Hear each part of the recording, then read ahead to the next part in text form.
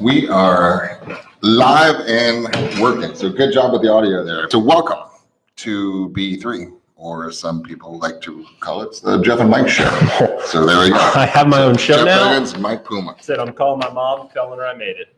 All right. So here's something that I think is really relevant. We're getting ready to start Next Level U. Yep. Which is starting on the 22nd, coming up in just a couple weeks right after Easter. Yep. And it's really relevant because a lot of people wonder, what is this all about? And it doesn't matter what level you're at. And we were kind of joking before this, saying we've got people who just started in this business, literally, like just got their license all the way through the #1 agent in the world. Correct. And so the number of next levels between brand new and #1 in the world, there's quite a lot of them.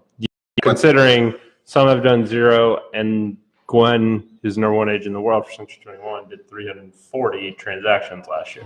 Right. So there's 0 to 340 next levels along the way. Yes. So I think the title is pretty interesting, and because it doesn't matter to me if it's your first deal or your 41st deal this year or your 400th deal this year, it's a next level for you. Correct. And it doesn't matter which next level, but it requires the same mental prep. It requires the same mindset, preparation, and actions to do something you haven't done before in order to get to the next level. So I think that's kind of why we call it Next Level University, because it doesn't matter what experience level you're at. It requires a fundamental mental mindset shift in order to get yourself to take action to go to that next level. Correct. I mean, we talk about it all the time. Motivation is nothing if it doesn't actually motivate you to take action. Right. So our content is completely worthless unless people actually watch it and then go execute on the advice. And, I think the thing that drives us and keeps us going is that feedback that we get from an agent, that says, hey, I watched this stuff and it completely transformed my business. That's what drives us. Right. But that just speaks to, the small group of agents that, whether it's us or somebody else, are going to take the coaching, take the advice, actually execute on it, because otherwise none of this matters. Right, but here's the nice fire trucks in the background rolling through. Here's the reality of it all, is everybody is going to take the path of least resistance. Yeah, it's human nature. To the next level. So one of the things I love it because the interactions we have with agents is so diverse and so different all the time. Yep. With people in their different skill levels and just competence and confidence levels. It's kind of fun, but it's all the same thing. So why do you want to get to a next level? And then what is the easiest damn way you're going to figure out how to do that? Because you're going to do that. So I like to cut through all of the BS and all of the super intense business plans and all that other stuff that's nice but not needed. Like, let's be realistic. This is Q2. If you need to add 1, 2, 3, 4, or 5 more deals, or 10 more deals, or 20 more deals this quarter, that's the only thing you need to be focusing on. And then why the hell would you try to create something that's hard to do when your resistance inside your brain is going to force you back to doing nothing first? And then the next step of nothing is to do a little bit. That's the path of least resistance. So what I want to do today is talk about a couple of examples as far as what is the easiest thing you can do that are going to help you, that's going to help you get to the next level in your business. And I think that the inside this title is act small and think big. So let's talk about that for a second, because I think it's really relevant. Yeah, I mean, I think the way I think about that, and it's something that we've kind of coined and used around here, but I think the act small part means that it's essentially simplifying the business and doing the small practical things every day. If you talk to Gwen and if you watch the interview that we did with her not that long ago after the announcement came out, one of the big takeaways in that video is Gwen's not doing anything insane or anything super complex to get to 340 transactions. Gwen is doing the small practical things. She is still acting like it's her first deal, essentially, right? She is reaching out to every single client on social media. She's reaching out to them. She's connecting with them. She's commenting on their stuff. She's staying in touch with them. She is staying, now by doing so, she's staying top of mind, right? Which is going to allow her to get the referral business and get the deals constantly. So ultimately it will feed her big picture, which is to try and continue to be the #1 agent.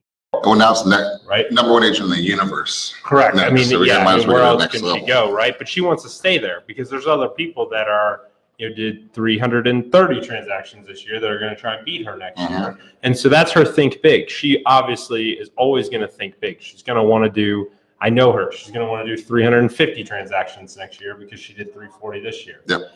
But in doing so, she's not going to change the way that she goes about doing that. And the way she goes about doing that is very small, practical things on a daily basis that she's going to execute on that are going to feed that bigger picture. You said the word, but I want to drill down into it. She connects with people, right? Yeah, I mean, and that's the name. There's no bullshit about what she is, what she says, how she says it, what she does. She throws it out there. She loves to fish. You look on her Facebook or Instagram. What do you see? At it too. Yeah, she would go in a tournament, shocker, right, to try to turn fishing into a competitive sport to win. But it works, right? Yeah. But that's what she does. She doesn't try to say, oh, I need to have a certain role or a look or an image or an idea to try to put herself into some box or fake smile, headshot, glamour shot type feel to try to portray an image of what people think that she thinks people think she should be like or act like. She's like, screw it. This is me. This is how I roll. If you like it, cool. If you don't, bye. I don't care. Right? And in the nicest of all ways, she doesn't have to say that. Right? She'll put out the pictures. She'll put out the sarcasm. She'll put out her thoughts or feelings or comments. Yep. And that's where I think a lot of people miss out by just being themselves, man. Well, there's a fear, right? There's a fear to put yourself out there. I think a lot of people struggle with the mental rejection that can come from that, right? The comments, all of that stuff. And, what fascinates me is, even on this channel here, from time to time, we'll get that like negative comment, right? Right. But every day we're getting far more positive comments.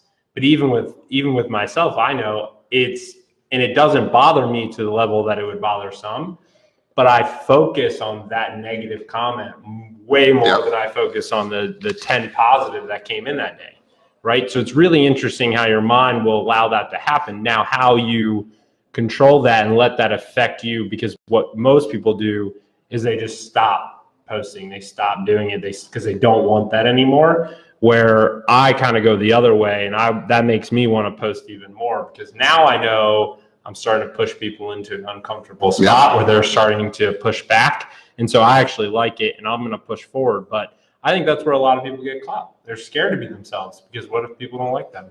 That's right. And it holds them back. It's time to be really confronting because, guys, I've been doing this for a long time. It does not get better than it is right now. It does not. Why do I say that? I don't know what you're waiting for, right? This is a good market. This isn't a good market. This is a freaking phenomenally great market where I was just over at the beaches, right? The beaches here in Tampa Bay, we got a bunch of offices over there. And the agents are having such a hard time because these people are trying to buy a house for $1 million on the water, right? Just under $1 million. There's one in like a 15-mile stretch of beaches. There's one house for sale, right? That fits that market. But there's one. The inventory is gone. Mortgage rates are super low. At this time, we're like 4%, which can be fun to watch this years from now and watch back. That we're at 4% with zero inventory, and it's unbelievable. So if you get a piece of now, there's other markets that are not like that right now, but this specific market is amazing. So all you have to do is go do it. So my point, and I don't mind being confronting this because you need to hear this. If this is your livelihood and your career, and you're not making money right now, it is 100% your fault. And you're being lazy and you're not doing what you're supposed to do. Sorry to call it out like that, but I'm going to call it out like that because there's no excuse to not be crushing it right now. So let's go to the small things. That tactically, I don't care if you're stuck at 36 deals and you've been doing 36 deals for the last 3 years, and if you're happy, then stop complaining and pretending you want to do 50 and you're in a slump and you're stuck. Stay at 36. But if you really want to get to 50, you know what to do. You just have to do it. But stop trying to do the big things that confront your drunk monkey in your brain and just freak you out into getting fear. And then you get a negative comment and you push back into your shell, right? What's the easiest things in the world to go do? For Gwen, it's to comment on a friend's kid's gymnastics post. Right. Right? Yeah. I mean, And That's what she does. It's strategic because she knows that if she comments on that post, that's selling that platform. So if it's Facebook, that's selling Facebook, the algorithm that she cares about that person. And so guess who's going to keep popping into Gwen's feed? That person, right? So if she does that with a core group of her customers, her newsfeed is filled with past clients that now makes it super easy for her to kind of engage and stay top of mind.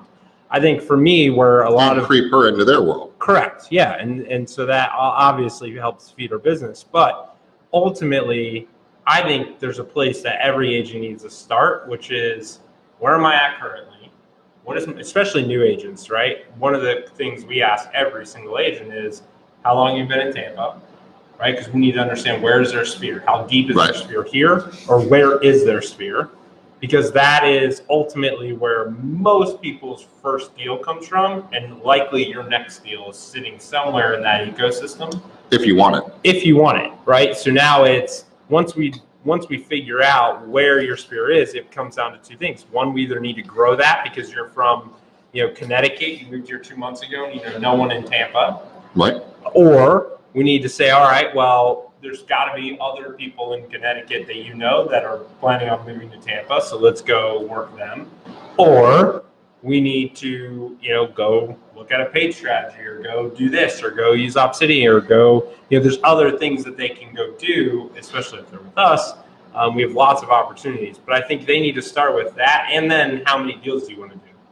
Well, that's right. Perfect example, real life coaching from earlier today, right? We've got a newer agent. Just came to us from another company. Weren't getting the support that they wanted to get their business to the next level. So they came over, we started talking about it and said, all right, here's how we run our business. What's going to put a big ass smile on your face over the course of a year? And then that's too big. I just kind of table that thought and say, how much money does it cost you to live right now? Right? Really, I don't want your fluffy answer. What does it cost you to live? Right? What else do you want to do on a monthly basis? And then how much money do we need to make in Q2? And this particular case, in this particular market, every check in this marketplace is about $8,000, right? So every time you sell a house, you make about $8,000. That was enough for this person to add $8,000 a month to their income, was going to get them where they wanted to be in Q2, right? So this particular agent, she has been here a couple of years, but she doesn't really have a sphere. So it's not like she's fortunate, like those of you watching that are working in the town you grew up in and you went to school in, and your friends are there and your kids are there and your kids go to school there. You have such a luxury that you don't understand, right? So you take somebody who doesn't have that luxury, and she's now in this town with not a big sphere. She has no choice but to talk to people she doesn't know or buy leads, right? Those are your two options. Or there's a third though. She, the one, and this isn't necessarily for every market, but for here, we're in a market where if you come from another state or another area, we're in a highly desirable market that a lot of other people are looking to come into on a regular basis. Right. So she could, as a long tail strategy, be creating content on why everything that's awesome about Florida or Tampa in particular, and running that to her sphere. She shouldn't neglect those people because they still know her, trust her, and love her. And with us, I don't care where they're moving. If they're moving anywhere in the entire country, world, she can help service them and take a referral fee. Right. So her business, she shouldn't neglect her sphere. She should still actively be working it because it's easy. Right. It's a path of least resistance. But yes, you're right. More so than somebody else, she's going to have to figure out another strategy of how do I grow my sphere. So in this market, in this office, we have a huge wall with an aerial overview of the market. Right? It's really, really cool visual. And so I said, where do you work? Where do you live? Where do you want to work? And it's way too big. You can't say here, but it's just way too big. So like, what do you want to work? Where do you want to work? How do you want to do this? And I'm going to walk you through the strategy. I'm like, okay, you have the luxury of picking who you work with. And I think sometimes we collectively forget this. I mean, we've gotten really strong about it in the company, and we hire people we like, right? Because we can.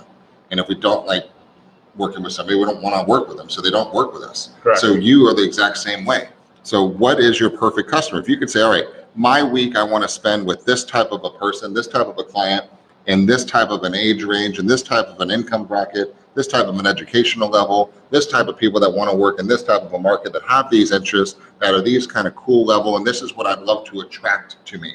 Right? Do we not have that ability? Absolutely. And or you're just going to be like a normal agent and say, give me a deal, I'll buy a Zillow lead, whoever hell it calls me, I'll take. That's the difference between doing transactions and building a business. So back to building a business, we were walking through, and she's younger, and so her demographic, she says, I really want to work with late 20, early 30s, right, that are professional. They've been in their job for a few years. They're starting to save a little bit of money. They don't have a lot yet. Some are maybe getting married, some are married, but it's a kind of that transition time right there. And so that was it. So she's like, that's what I really want to target. I said, okay, let's take that. Is there a big market of that? Absolutely. Huge market. Huge. So, but how do you get the eyeballs and attention? Because you don't really know them. You know some of your spheres there, and you're going to start there. But what's relevant to those people? Have they bought a home? Not really, but they're getting ready to. Okay. Well, buying a home is a confusing ass process. Yep. It is. Somebody who's never done it or is thinking about doing it has so many fears and doubts and anxieties in their brain of the unknown, because how are they going to know? They don't know the difference between programs and grant programs and 3% down or 0% down or 5%, 10%, 20% products, and which parts of town you can have these different projects in, and is it okay to buy in a really crappy neighborhood, right? Yep. And to get a home and just live there for a while, even though it's not your forever home. Is there a way you can do that? So I said, you've got the opportunity to become the voice for that whole region, demographic, and thought, and just kind of coach through the process and do kind of what we're doing. Sit down with the mortgage guys and say, let's go through an example. Here's my friend Joe. Joe is thinking about buying. He has zero clue between the loan program. Let's chat for a little bit about how much money does Joe need to buy a new house? Let's just talk. Correct. And they can go through this. She can have, I said, what do you like to do? Do you have any interest in hobbies? And she's like, I like wine. I'm like, sweet. So do a lot of other people. Pour some wine and bullshit with your loan officer and have a happy hour wine party on Wednesday night. And let people watch this and target it and demo it, and people are going to start liking it and sharing it and posting it and commenting, DMing you. You're gonna build that following. And it's those subtle things. I think there's a couple things to keep in mind as you are an agent. If you want to start doing content or doing something similar to this, start your own podcast, whatever, it's super easy. There's free apps. Anchor is one of them that we use for podcasts. Download it, it's free. But I think there's a couple key things. The wine is a perfect example. Those subtle things help build a connection with your audience. If you want to work with other, females or other males your age, and you like wine and you want other people that like wine, right? Because they're going to relate to you. You don't even have to mention the wine. Just by sitting there with that glass of wine, you're instantly going to start to connect with other people that like, that type of wine. It's really interesting how that happens. The other side of this is like hockey fans that are interested in the NFL playoffs. And like the Lightning. Yeah, they're gonna notice your jersey. Podcast solely because I'm wearing a Lightning shirt, right? There's like these little subtle things. I just like the color blue on your shirt. We all know that. There's these little subtle things that will make all the difference in the world. Now, here's the other thing I think that some people make a mistake on, especially when they're trying to target first-time home buyers, younger clientele. Here's the way I look at it. You're going to have some people that like to know the detail of every single thing, right? But I'll ask you this question. You need your computer fixed. You take it to Best Buy. Do you want Best Buy to fix your computer, or do you want that guy to sit there for 30 minutes and talk about every single thing that he did and how it all worked and how it got done and all of that? I would grab it and walk away after about a minute. All you want to trust in the expertise, right? Yep. So to me, here it is, fix it. I think that some people go in too much detail. They're going to sit that mortgage guy down. He's going to go because he's an expert and he's a professional, and he's going to go into all the details, and you're going to lose your audience, because here's the reality. They don't want to know all the details, because if they did, they would Google it. What do they need to know? You need to stick to the key things that they need to know. More importantly, you need to make them feel comfortable that you know it, right? So it doesn't have to be a fact spiel. It has to be, you can touch on a couple of the detailed points and explain how complex this can get, but then back it off and say, hey, but here's the nice thing about this. You don't need to worry about all the complexities. That's why you're going to hire me. I know it. He knows it. right? So we're going to work together now, and I'm going to guide you through the process. But here are the core things that you need to know, right? And the basics. Going deep into those core things. It's correct. How much money do you need? Yeah. Right. And what's your debt to income ratio? What can you afford? Right. How much money do I have to put down? What's your credit score need to be? I mean, go to Credit Karma right now for free. Figure out what your credit score is. There's going to ballpark you. Correct. And then how much money do you need to buy a house at that caliber? What do you qualify for? Correct. That's all you need to know.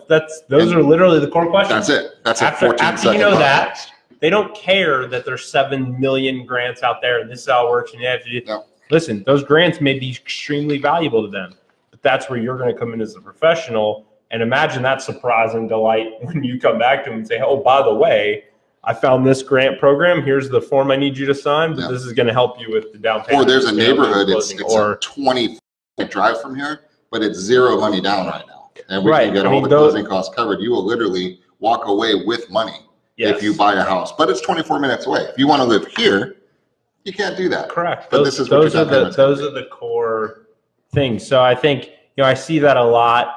But the nice thing about this, going back to the execution part of it, with platforms like Instagram and LinkedIn, especially LinkedIn right now, you can reach those audiences so easily for free with no money, right? She could put this content out and target through hashtags on both LinkedIn and Instagram. Yeah. She could target specific hashtags that will allow her to put that content in front of the people that she wants. And now, if the content is good and it resonates, you're off to the she'll get a following. Yep. And she was talking about how she's getting people that are just reaching out to her, say, I see your content. I'm moving to Tampa. I want to talk to you. That's how I found her. Yeah. That's why she's here. Yep. I was just going through it, and I saw, how she was doing and what she was putting out, and I was really impressed by it. So I reached out to her and just said, hey, by the way, I just wanted to reach out and say, congrats on putting out great content. I don't see this a whole lot in the marketplace. Really, really proud of you. And then, it ended up leading to her having a conversation, and then she ended up deciding that this was a better place for her to come work. Yeah. And, I think it is. I think we're going to skyrocket her business. Oh, there's no doubt. Skill set. So another example, I was talking with another agent earlier today, and what their niche, they established agent doing very well, wants to up their game. They're doing a lot of transactions, but they want to raise their price.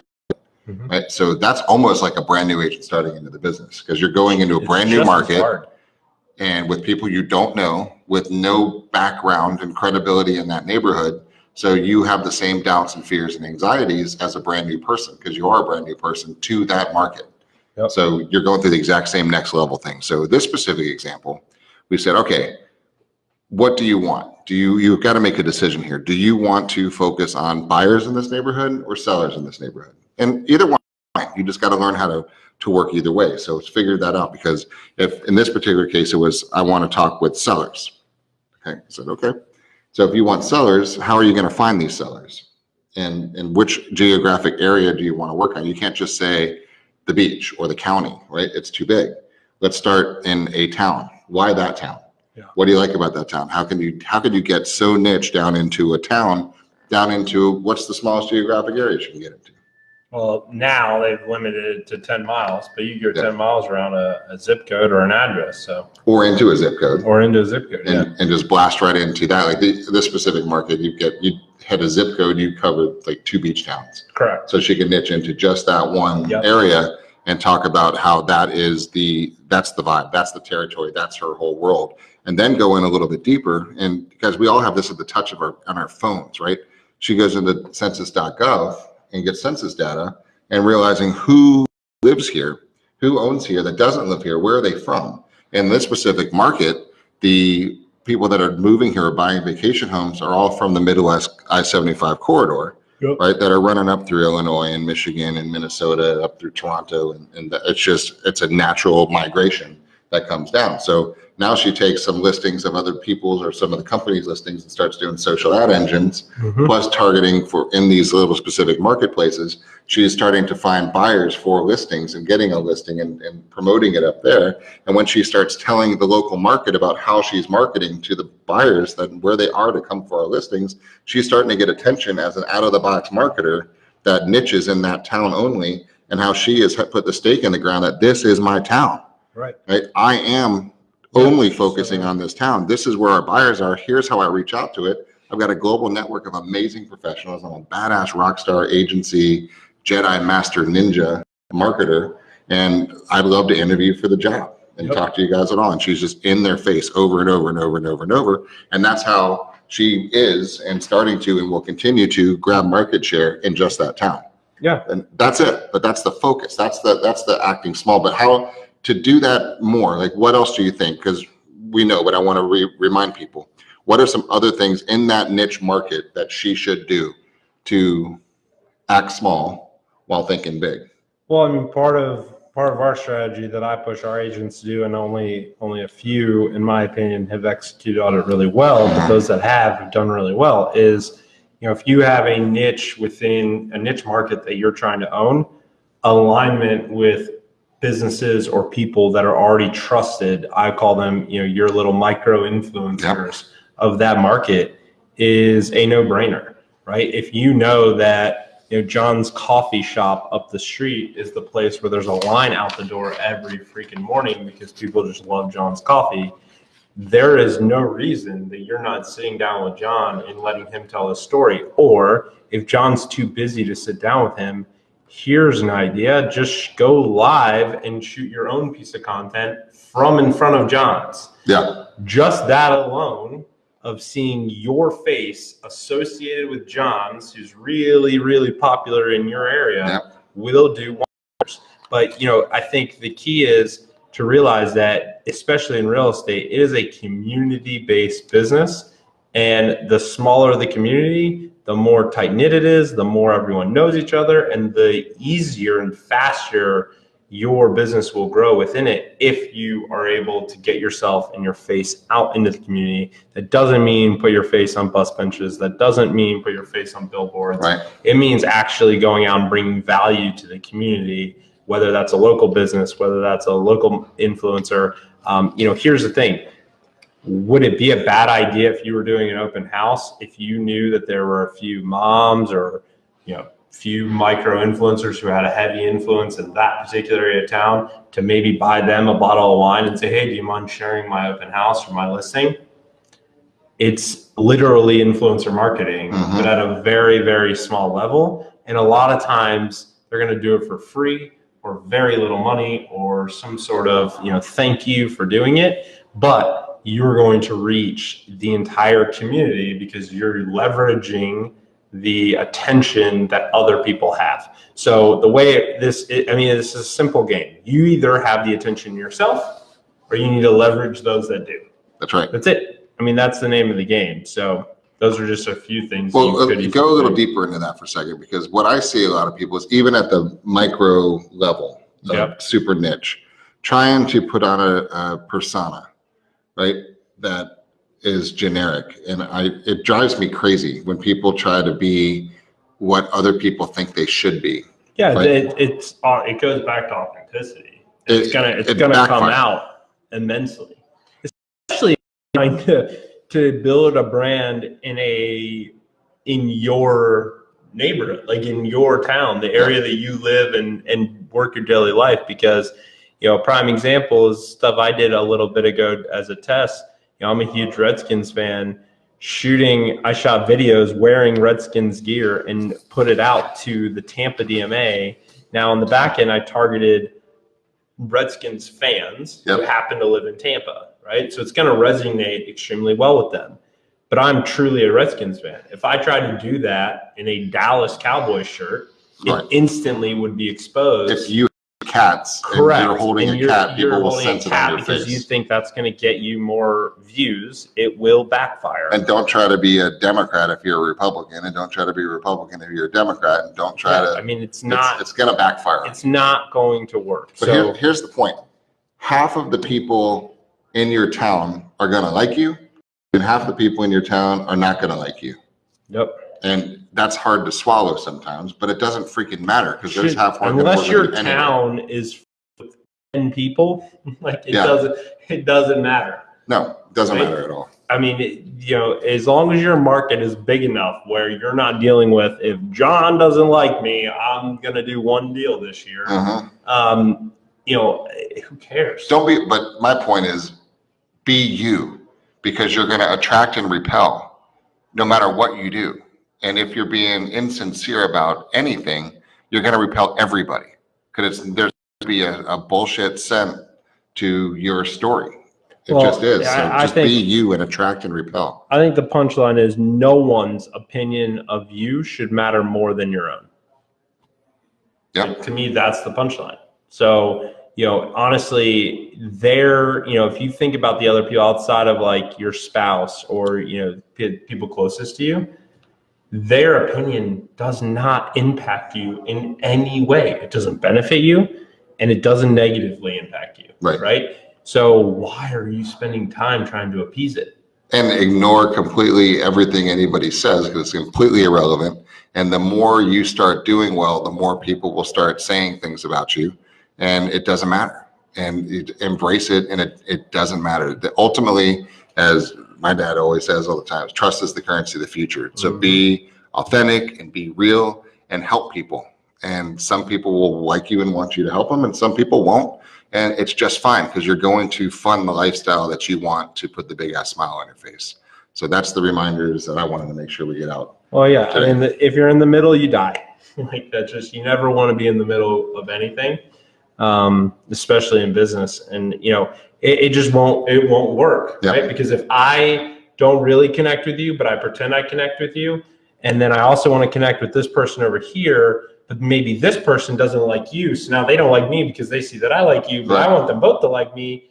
Like, that's a triangle of disaster. And that, and ultimately nobody's gonna like you, and you're gone. Yeah, it's just it won't play out. Right. So be real, be authentic. Authentic. And I love the phrase act small and think big. And remember, everything is relationships, everything is connections, everything is communication. And the quality of your connections and communications totally equates to the quality of the life that you're living right now. And if you want to improve the life that you're living right now, at whatever level that means to you, you have to improve your communications. You have to, right? And just be real and put it out there and connect with more people. And then it absolutely works. And if you guys are local or not local and want to come join us, we got people coming from all over, by the way. For Next Level Universities, what we're doing is completely free. It's just what we're doing to the B3 tribe, and love you guys. We're just trying. Rising tide raises all boats. So we're every brand, every agent, anywhere, come. Right? You're gonna get something out of it. Maybe you want to work with us. Maybe we won't want to work with you. Who doesn't matter. But come, listen, learn, grow, and be a part of it. And as always, let us know what we can do to help you. And hopefully we're bringing some value to you guys. Give us a little comment. Give us a little thumbs up, thumbs down, something on that. Podcast. Let us know what you're thinking, or even what you'd like to see on one of the next ones that we do next week. So, any closing thoughts? Nope. I think we hammered it home. So do it. Be real, be you, and have it. Have fun, make money. Thanks for watching, guys. See you guys. See you guys soon.